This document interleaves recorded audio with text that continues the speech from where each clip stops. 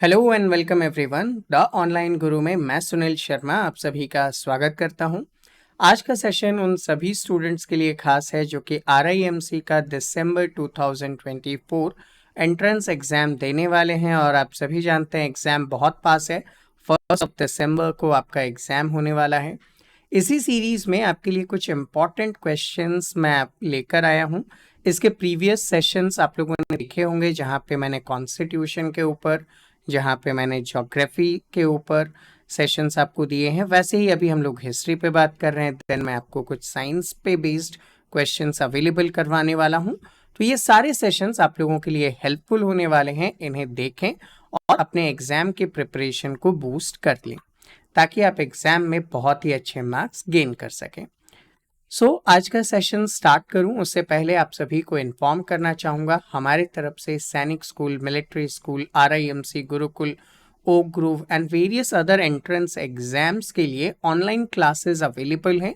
अगर आप हमारे साथ जुड़कर लाइव क्लासेस के थ्रू प्रिपेयर करना चाहते हैं तो 7737653468 पर आप मुझसे कांटेक्ट कर सकते हैं।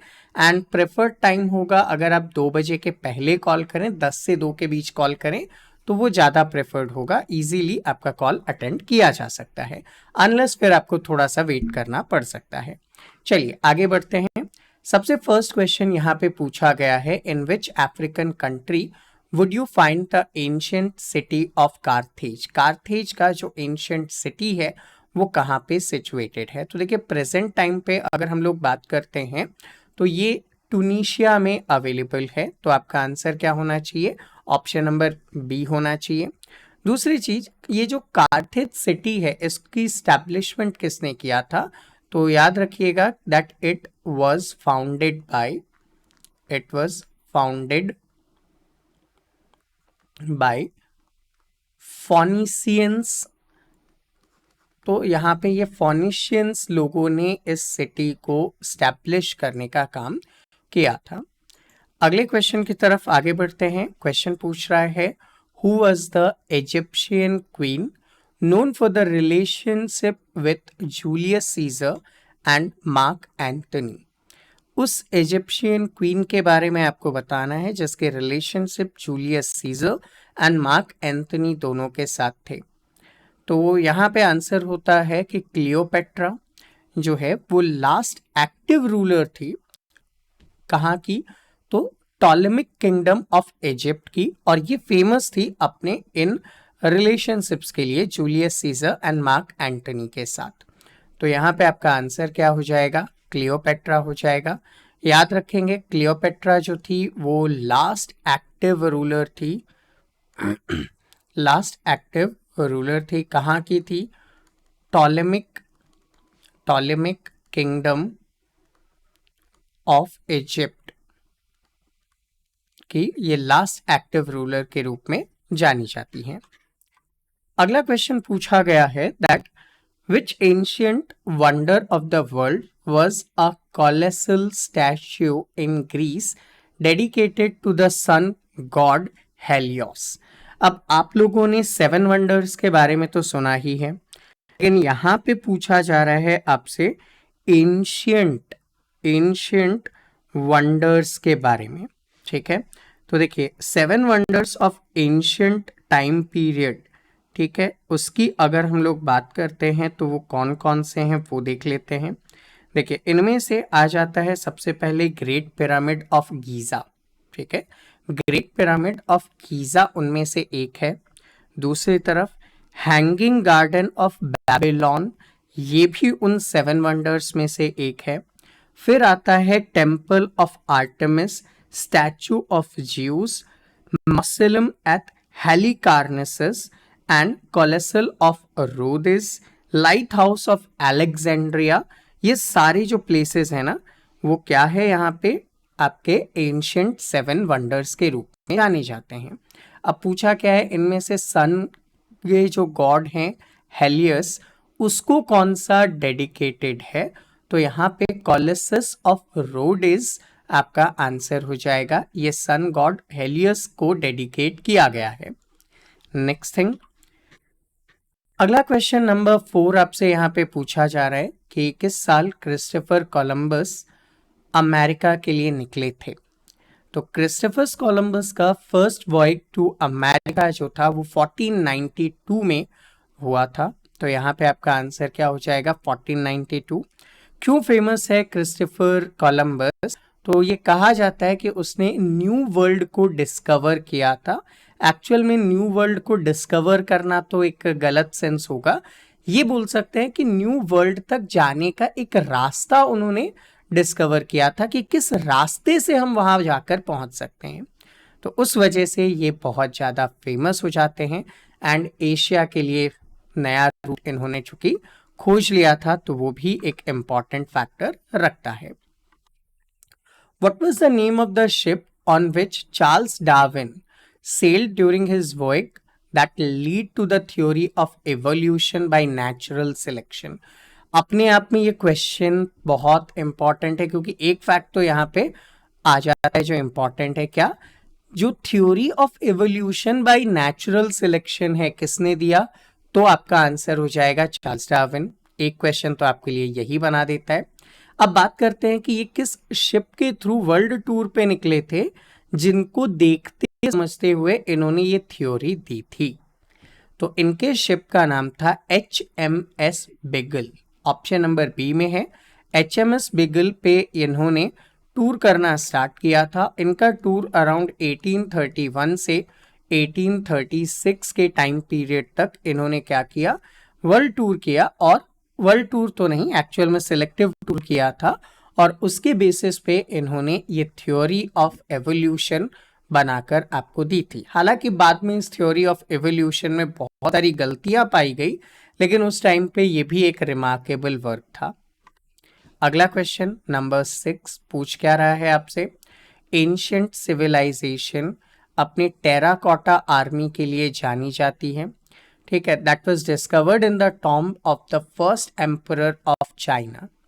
कौन सी सिविलाइजेशन से रिलेटेड है? तो पहली चीज तो आपको हिंट मिल गया कि चाइना से रिलेटेड है, ठीक है। और चाइना में आपको पता है ना, नाम कैसे इंग मिंग चिंग जैसे होते हैं। तो यहाँ पे क्या हो जाएगा? क्विन डायनेस्टी हो जाएगा, ठीक है। तो टेराकोटा आर्मी जो है वो क्विन डायनेस्टी ने बनाया था। स्पेसिफिकली अगर बात करें तो फर्स्ट एम्परर ऑफ चाइना जो थे, उनका एक्चुअल नाम था किन शी हुआंग। तो किन शी हुआंग ने ये आर्मी बनाने का काम किया था, और ये जो थे वो इनके टॉम्ब पे ही यहाँ पे देखने को मिले हैं। और इनके टॉम्ब के आसपास around 1000 of life size statues भी इनके अवेलेबल हैं, जिसको देखकर हम लोग क्या कर सकते हैं कि इन्होंने ये बनाने का काम किया था। नेक्स्ट थिंग, क्वेश्चन नंबर 7 पूछा गया है आपसे that which ancient civilization known for inventing the wheels? किन्होंने व्हील्स का आविष्कार किया था? अब व्हील्स की अगर हम लोग बात करते हैं तो मेसोपोटामियन सिविलाइजेशन ने व्हील्स का डिस्कवर किया था। आप लोगों को लग रहा होगा कि ये क्वेश्चन थोड़े से ऑड हैं, यूजुअली आपको जो लोग दिखाते हैं उनसे ये ऑड है, लेकिन एक्चुअल फैक्ट ये है कि ये वो क्वेश्चंस हैं जो एक्चुअल RIMC के पेपर में आए हुए हैं। तो आपको खुश करने के लिए नॉर्मल क्वेश्चन नहीं रखे गए हैं, ये एक्चुअली जो क्वेश्चंस आ चुके हैं वही क्वेश्चंस आपके सामने प्रेजेंट किए जा रहे हैं। अगला क्वेश्चन है विच of the following is not one of the 7 wonders of the ancient world? याद करो, अभी मैंने थोड़ी ही देर पहले आपको 7 वंडर्स के नाम बताए थे, ठीक है।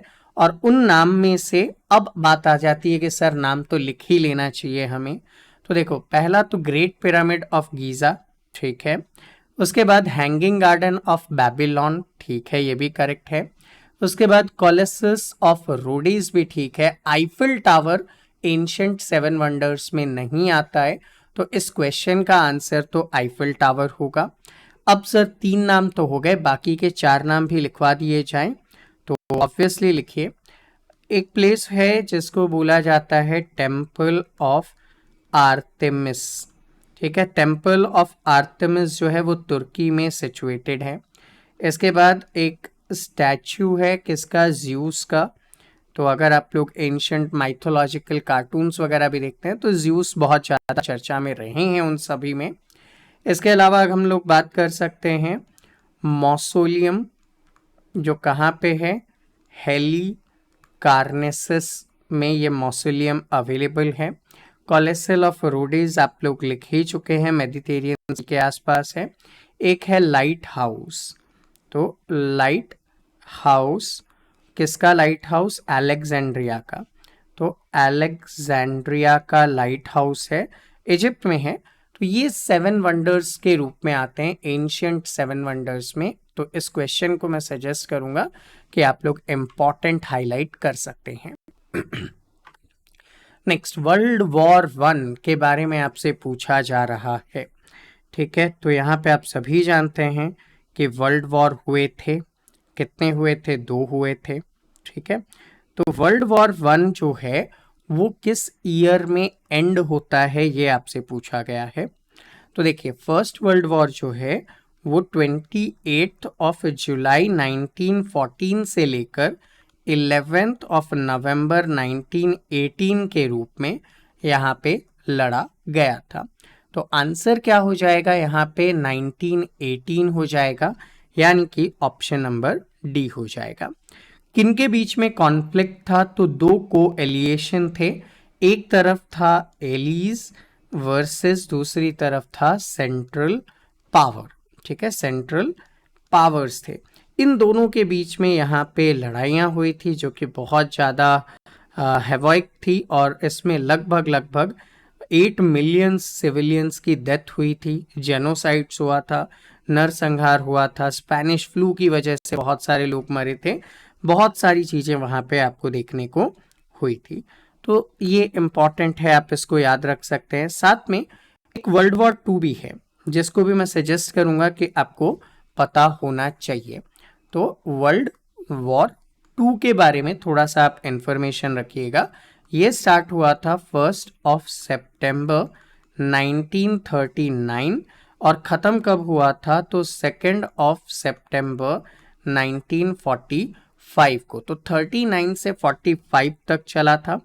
अगेन एलीज और एक्सिस पावर्स के बीच में नियरली सारी वर्ल्ड की कंट्रीज ने इसमें हिस्सा लिया था।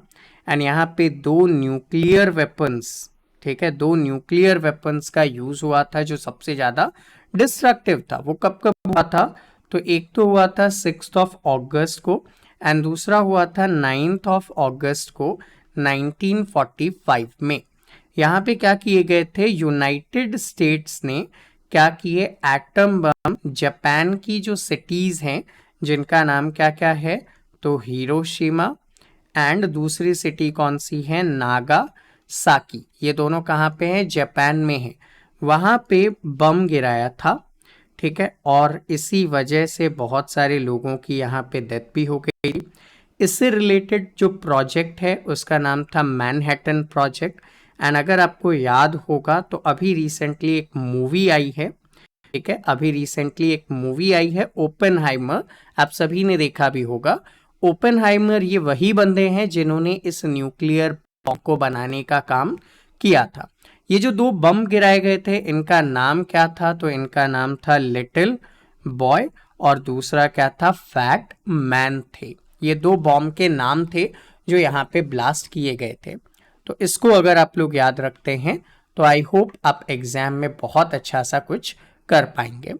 Next thing, founder of first Afghan rule in India कौन थे? ठीक है, तो सबसे पहले तो यहाँ पे बात करते हैं कि फाउंडर जो थे वो लोदी डायनेस्टी यहाँ पे सबसे पहले आए थे। ठीक है, इनको हम लोग क्या बोलते हैं? दिल्ली सल्तनत जो है वो हम लोग यहाँ पे बोल सकते हैं। ठीक है, इसको हम क्या बोल सकते हैं? दिल्ली सल्तनत बोल सकते हैं। अब दिल्ली सल्तनत के अंदर अगर हम लोग देखें कि भाई कौन कौन से लोग यहाँ पे आए थे, तो मामलूक थे सबसे पहले। ठीक है, मामलूक के बाद में खिलजी थे, तुगलक थे, सैयद थे, लोदीज थे। तो ये सारे दिल्ली सल्तनत में आते हैं। अब दिल्ली सल्तनत में आपसे स्पेसिफिकली क्या पूछ लिया गया यहाँ पे? अफगान रूलर्स के बारे में। तो अफगान रूलर्स जो थे वो लोदी डायनेस्टी वाले थे, और लोदी डायनेस्टी को स्टार्ट करने का काम किया था बहलोल लोदी ने। तो यहाँ पे आंसर क्या हो जाएगा? ऑप्शन नंबर सी हो जाएगा। तो याद भी रख सकते हैं कि दिल्ली सल्तनत, ठीक है, दिल्ली सल्तनत यहाँ पे इंडिया में दिल्ली पे रूल कर रहा था। इनमें से सबसे पहले जो थे मामलूक थे जिसको हम लोग स्लेव डायनेस्टी के रूप में भी जानते हैं। इसके बाद जो थे वो खिलजीज आए थे, खिलजी के बाद तुगलक आए थे, तुगलक के बाद सैयद आए थे और सैयद के बाद यहाँ पे लोदी आए थे। तो ये बहुत सारी चीज़ें हैं जो आपको मेडिवल हिस्ट्री के बारे में पता होना चाहिए। नेक्स्ट क्वेश्चन की तरफ आगे बढ़ते हैं। लॉर्ड बुद्धा से रिलेटेड क्वेश्चन आपको यहाँ पे पूछा गया है। तो लॉर्ड बुद्धा का बर्थ यहाँ पे कहाँ पे हुआ था? ठीक है, लॉर्ड बुद्धा का बर्थ कहाँ पे हुआ था से रिलेटेड आपको क्वेश्चन पूछा गया। अब देखो, इसके साथ मैं आपको बोलूँगा कि कुछ कुछ चीज़ें आप पूरा ही इनके बारे में पढ़ लीजिएगा। जैसे कि लॉर्ड बुद्धा किसकी बात हो रही है यहाँ पे? तो गौतम बुद्ध की बारे में यहाँ पे बात हो रही है। गौतम बुद्ध जो थे उनको एनलाइटनमेंट मिला था और वो बाद में फेमस हो गए थे बुद्धा के रूप में। एक्चुअल इनका नाम, चूंकि गौतम बुद्ध कहा जाता है, एक्चुअल इनका नाम क्या था? तो एक्चुअल में इनका नाम जो था वो सिद्धार्थ गौतमा था, क्योंकि गौतमी माता से इनका बर्थ हुआ था, तो सिद्धार्थ गौतम इनका नाम था। इनका बर्थ जो है वो अराउंड 563 बीसी के आसपास हुआ था। किस जगह पे? लुम्बिनी नाम के प्लेस में।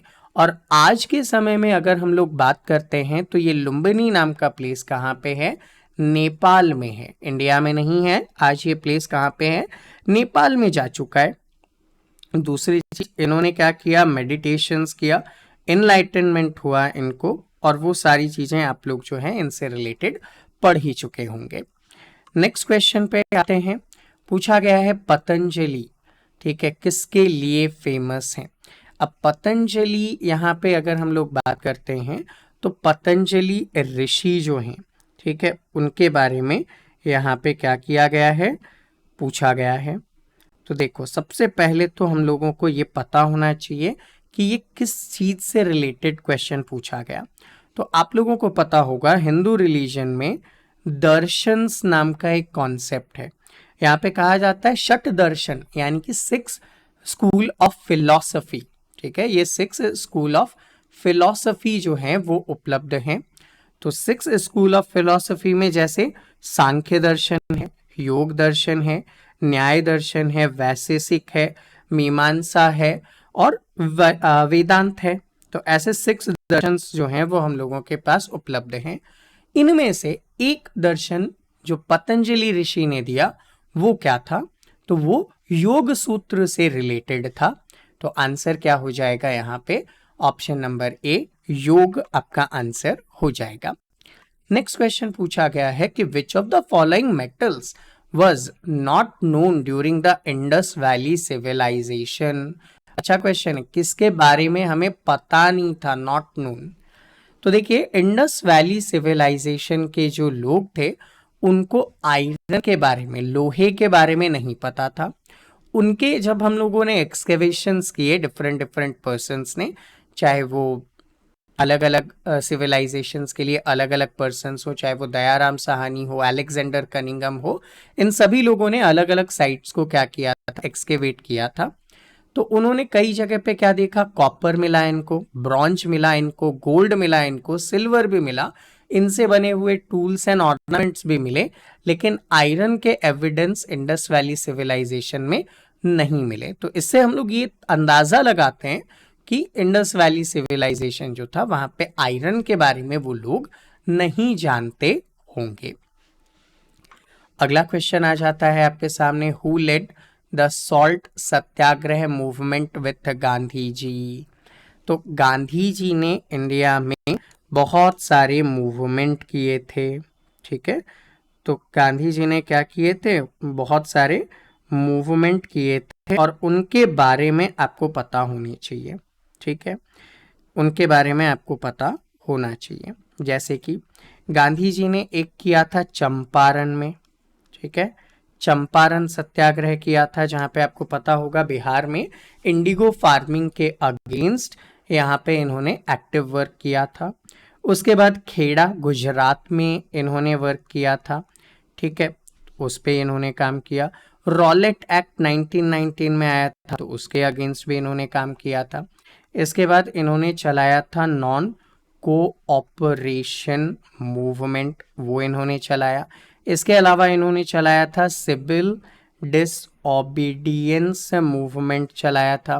फिर उसी में से एक आता है सॉल्ट सत्याग्रह भी हुआ था, ठीक है, सॉल्ट टैक्स को एंड अप करने के लिए। और लास्ट में इन्होंने क्या काम किया था, क्विट इंडिया मूवमेंट भी चलाया था, ठीक है, क्विट इंडिया मूवमेंट भी इन्होंने चलाया था। अब हम लोग बात कर लेते हैं जो एक्चुअल क्वेश्चन में पूछा गया है उसके बारे में।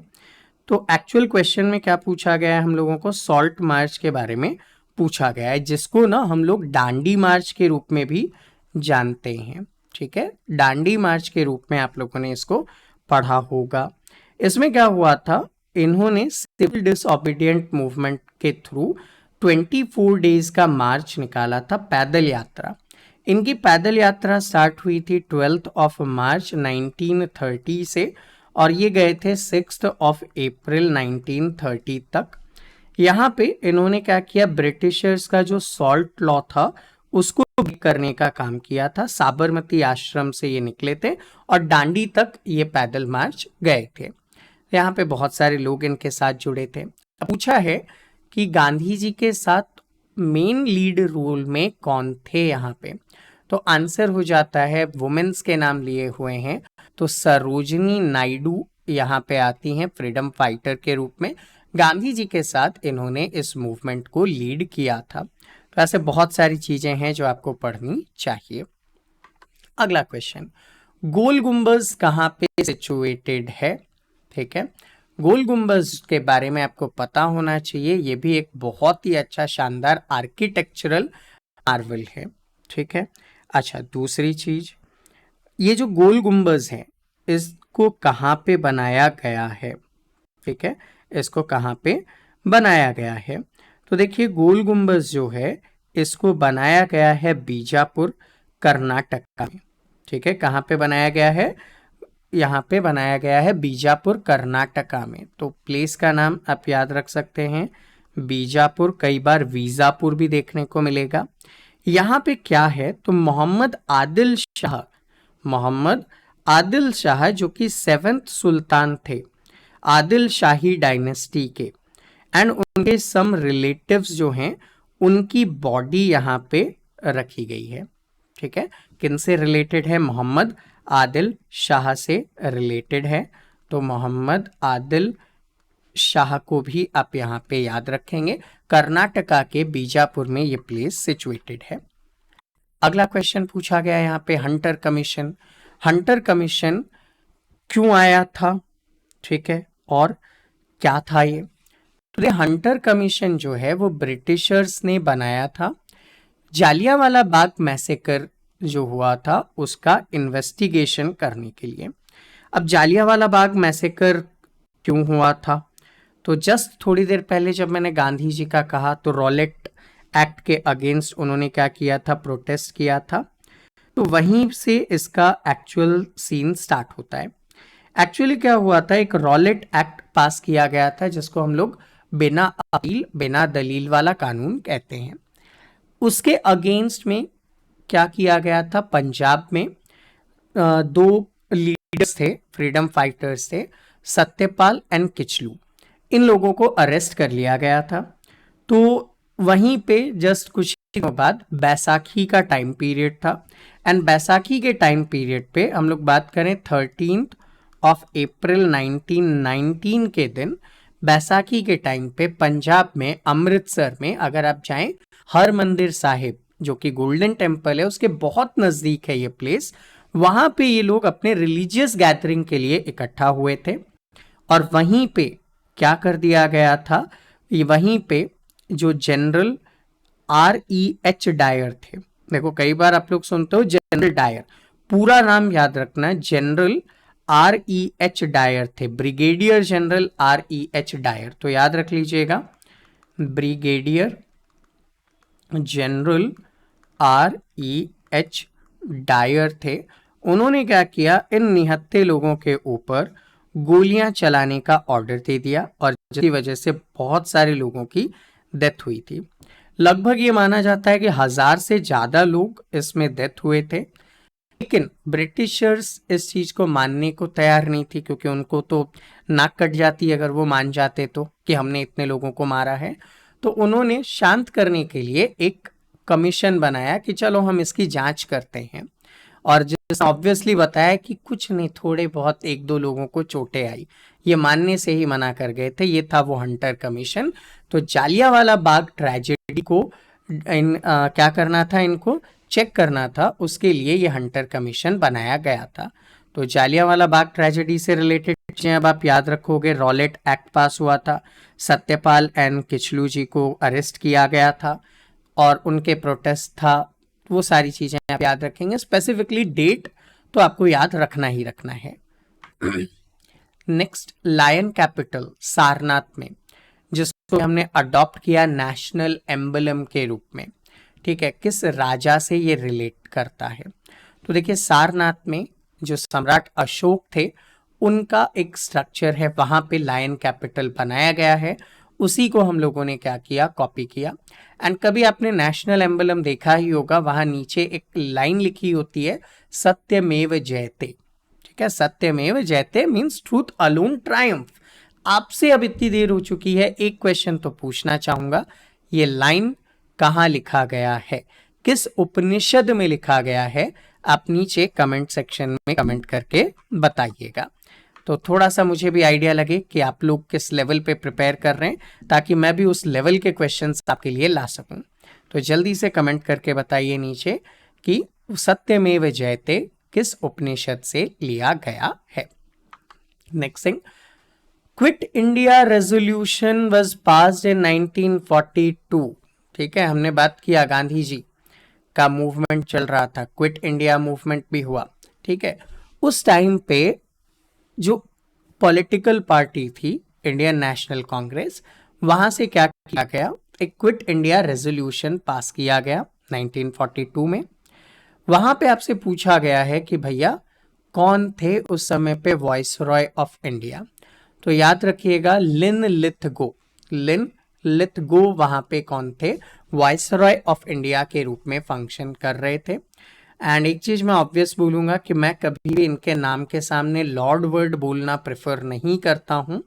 तो अगर आप लोगों को लगे कि सर लिखा तो है लॉर्ड लिन लिथगो, लेकिन आप सिर्फ लिन लिथगो बोल रहे हो, तो यस, मैं सिर्फ लिन लिथगो ही बोलूंगा। रीजन बस इतना सा है कि जिन लोगों ने हमारे ऊपर अत्याचार किए, जुल्म किया, उनके नाम के सामने लॉर्ड लगाना कहाँ से उचित है? तो मैं उसको उचित नहीं मानता हूं। चूंकि आप बहुत सारे टेक्स्ट में यही लिखा हुआ पाओगे, इस वजह से लिखा जरूर है मैंने, लेकिन बोलूंगा मैं सिर्फ लिन लिथगो, ठीक है। अगले क्वेश्चन की तरफ आगे बढ़ते हैं। हिरोशिमा डे कब मनाया जाता है? अभी अभी आपको याद होगा, थोड़ी देर पहले मैंने वर्ल्ड वॉर 2 की बात की थी, ठीक है। वर्ल्ड वॉर 2 में मैंने कहा था कि अमेरिका की तरफ से मैनहट्टन प्रोजेक्ट बॉम्ब गिराए गए थे, है ना, हिरोशिमा एंड नागासाकी पे। तो हिरोशिमा पे बॉम्ब गिराया गया था 6 अगस्त के दिन, तो उसी दिन को हिरोशिमा डे के रूप में यहाँ पे मनाया जाता है। ये याद दिलाया जाता है कि भैया तुमने इतना बुरा काम किया हमारे साथ, फिर भी हम उठकर खड़े हैं और फिर भी हम आपके सामने नतमस्तक नहीं हैं। नेक्स्ट क्वेश्चन नंबर 20, मोहनजोदारो का लोकल नेम क्या है? ठीक है, तो मोहनजोदारो का लोकल नेम है माउंड ऑफ द डेड, यानी कि मृतकों का टीला या ढेर। जब एक्सकेवेशन किया गया था, ठीक है, जब क्या किया गया था, एक्सकेवेशन किया गया था, तो उस समय में, ठीक है, उस समय में जब देखा गया तो वहां पे ना बहुत सारी डेड बॉडीज मिली थी, इस वजह से इसको मृतकों का टीला भी कहा जाता है। तो आर्कियोलॉजिकल रूइंस हैं जो आपको देखने को मिले हैं, सिंध प्रोविंस में आपको देखने को मिले हैं। अब क्या है ये, कैसे है ये, तो थोड़ा बहुत आपको इसके बारे में भी पता होना चाहिए कि बलूचिस्तान के पास ये प्लेस है, आलमगीरपुर से रिलेट करता है, ठीक है। अदर बहुत सारे इंपॉर्टेंट साइट्स भी हैं इसके आसपास, तो इसको यूनेस्को का दर्जा भी मिला हुआ है। तो ऐसे बहुत सारी चीज़ें आपको मोहनजोदड़ो के बारे में पता होना चाहिए। ठीक है, मोहनजोदड़ो का नाम क्या है? तो मोहनजोदड़ो का नाम माउंट ऑफ द डेड के रूप में जाना जाता है। इंडस वैली सिविलाइजेशन का पार्ट है।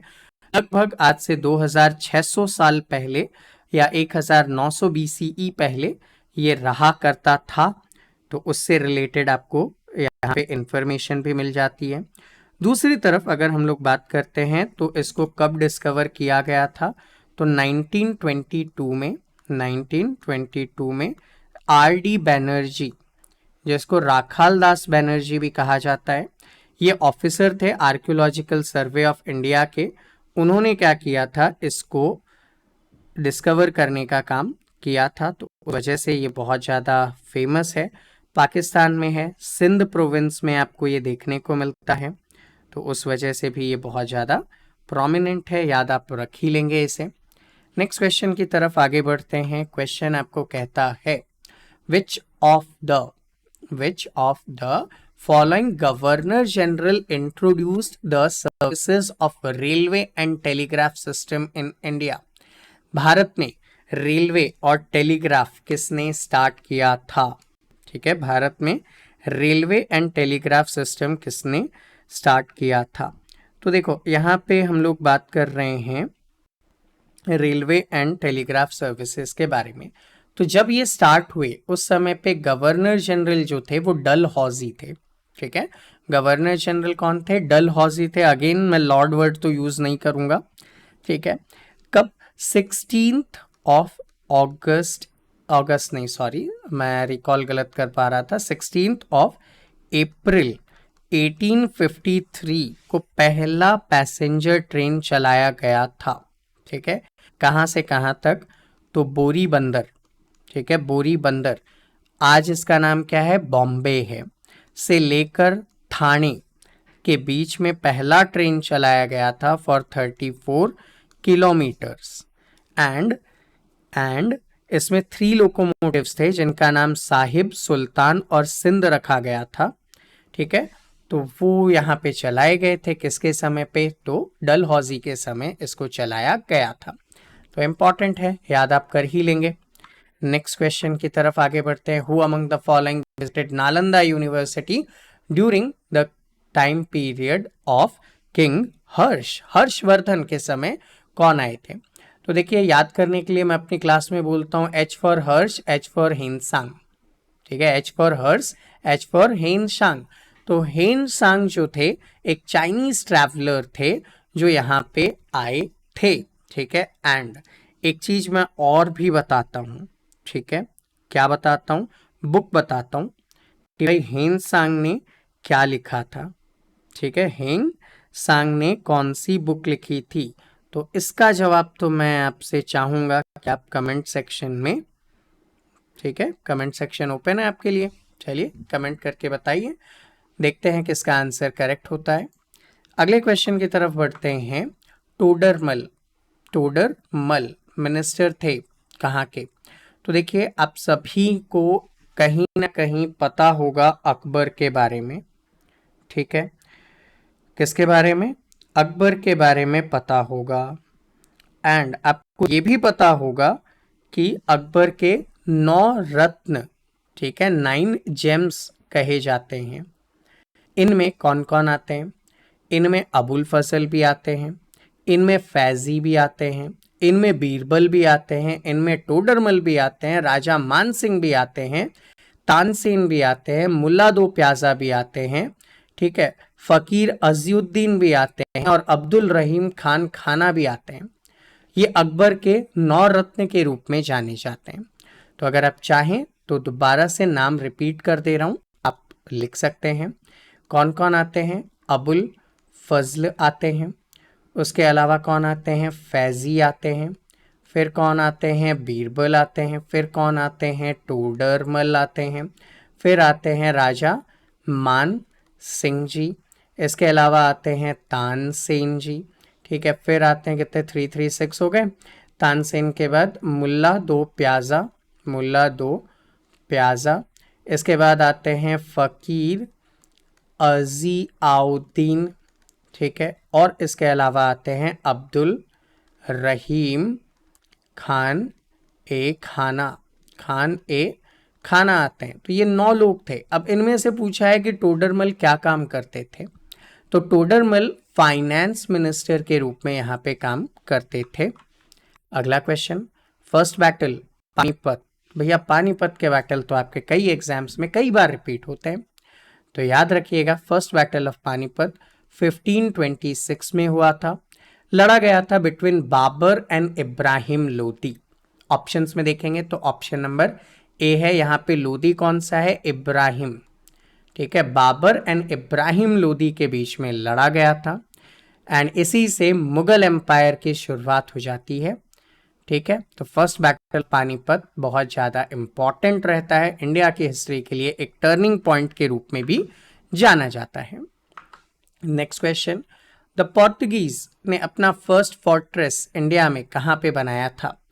तो पोर्तुगीज आप सभी को पता है कि इंडिया में जो सबसे पहले पोर्तुगीज पर्सन आए थे वो थे वास्को द गामा। आप लोगों ने कई बार ये देखा पढ़ा सुना होगा कि इंडिया आने का सी रूट किसने, किस पोर्टुगीज ने, किस यूरोपियन ने डिस्कवर किया, तो वास्को द गामा आपने सुना था। तो वास्को ड गामा के लीडरशिप में 1503 में कोचिन में फर्स्ट फोर्ट्रेस इंडिया में बनाई गई थी। Next question, who among the following introduce the subsidiary alliance system in India. Subsidiary alliance system को सबसे पहले जो है वो वेलेज़ली ने, ठीक है, वेलेज़ली ने लगाने का काम किया था। वेलेज़ली कौन थे उस टाइम पे, तो वो गवर्नर जनरल थे इंडिया के। उन्होंने सब्सिडरी अलायंस पॉलिसी को, सिस्टम को स्टार्ट किया था। कब स्टार्ट किया था, 1798 में किया था, जिसके थ्रू ब्रिटिशर्स का पॉलिटिकल कंट्रोल इंडिया में बढ़ता गया था। Next thing, last ruler of Mughal dynasty कौन थे। तो आप सभी को पता है कि औरंगजेब तक तो गए, औरंगजेब के बाद पावर धीरे धीरे डाउन होने लग गई एंड लास्ट रूलर जो बचते हैं वो बहादुर शाह जफर बचते हैं, जो 1857 के रिवॉल्ट के समय, जो लोगों ने 1857 का रिवॉल्ट किया था देश को आज़ाद करवाने के लिए, उस समय इन्हें क्या चूज कर दिया गया था, बहादुर शाह जफर जी को इंडिया का नवाब वापस से डिक्लेयर किया गया था कि ब्रिटिशर्स से हटेंगे और कौन रूल करेगा, बहादुर शाह जफर। बट चूंकि ब्रिटिशर्स ने 1857 के रिवॉल्ट को बहुत अच्छे से दबाया, बाद में क्वीन का अनाउंसमेंट किया गया और बहादुर शाह जफर जी को यहाँ से हटा दिया गया, इंडिया से बाहर भेज दिया गया, जहाँ की डेथ भी हो जाती है। तो इसी वजह से ये लास्ट मुगल डायनेस्टी के रूलर हैं। नेक्स्ट क्वेश्चन पूछा गया है आपसे वॉरेन हेस्टिंग के बारे में, जिन्हें अपॉइंट किया गया था गवर्नर ऑफ डैश इन 1772। तो वॉरेन हेस्टिंग को बनाया गया था गवर्नर ऑफ बंगाल, जो कि सबसे पहले बैटल ऑफ बक्सर प्लासी है ना, कहाँ हुए थे, बंगाल में हुए थे। तो बंगाल का इन्हें गवर्नर बनाया गया था 1772 में एंड उसके बाद इनके एक्सपेंशन करते हुए ये बंदा Warren Hasting first governor general बन जाता है इंडिया का। ये भी याद रखिएगा, कब बना था, 1773 में बन गया था, तो इंपॉर्टेंट है आपके लिए। Who was the first viceroy of India? First viceroy कब बनाया गया, जब 1857 का रिवॉल्ट दबा दिया गया, उसके बाद क्वीन का अनाउंसमेंट किया गया, तब जाके वाइसरॉय ऑफ इंडिया का पद सृजित किया गया था। एंड देन लॉर्ड कैनिंग आ जाते हैं, हालांकि लॉर्ड नहीं यूज करूंगा, कैनिंग ही यूज करना चाहूंगा। कैनिंग को वहां पे फर्स्ट वाइसरॉय ऑफ इंडिया के रूप में अपॉइंट किया गया था। Next question, largest Indian site of Indus valley civilisation. ठीक है, अगर इंडियन साइट की बात करते हैं तो धौलावीरा जो है वो लार्जेस्ट इंडस वैली सिविलाइजेशन का पार्ट है इंडिया में। बाकी तो आपको पता है मोहनजोदड़ो वगैरह के बारे में, वो तो पाकिस्तान जा चुके हैं अब। तो बचता कौन है, धौलावीरा बचता है। कहाँ पे है ये, गुजरात में है। ठीक है, गुजरात में है, इंडस वैली सिविलाइजेशन का एक प्रोमिनेंट प्लेस है जो इंडिया में आपको देखने को मिल जाएगा। सो स्टूडेंट, ये था हमारा आज का सेशन। कैसा लगा कमेंट करके जरूर बताएंगे। क्वेश्चंस का लेवल कैसा था, क्वेश्चंस आपको कैसे लगे, वो जरूर कमेंट करके बताएंगे। हालांकि क्वेश्चंस आपको इंपॉर्टेंट ही लगने चाहिए, क्योंकि जितने भी क्वेश्चंस मैंने यूज किए यहाँ पे वो सब PYQ थे, मींस प्रीवियस ईयर क्वेश्चंस से लिए गए थे। तो अगर आप लोग सीरियस होकर प्रिपेयर कर रहे हैं तो इन क्वेश्चंस के आंसर्स आपको पहले से ही पता होने चाहिए, एंड अगर नहीं पता थे देन डेफिनेटली आपको अच्छे से प्रिपेयर करने की ज़रूरत है। और ऐसे ही सेशंस हमारे चैनल पे आपके लिए रेगुलर अपडेट होते रहेंगे। देखने के लिए चैनल को सब्सक्राइब कीजिए, बेल आइकन प्रेस कीजिए, एंड अगर आप हमारे साथ जुड़कर लाइव क्लासेस के थ्रू प्रिपेयर करना चाहते हैं तो 7737653468 पर आप मुझसे कांटेक्ट कर सकते हैं। प्रेफर्ड टाइम होगा 10 AM to 2 PM, इसके बीच आप मुझसे कांटेक्ट कर सकते हैं। मिलते हैं आपसे अगले सेशन में, तब तक के लिए जय हिंद।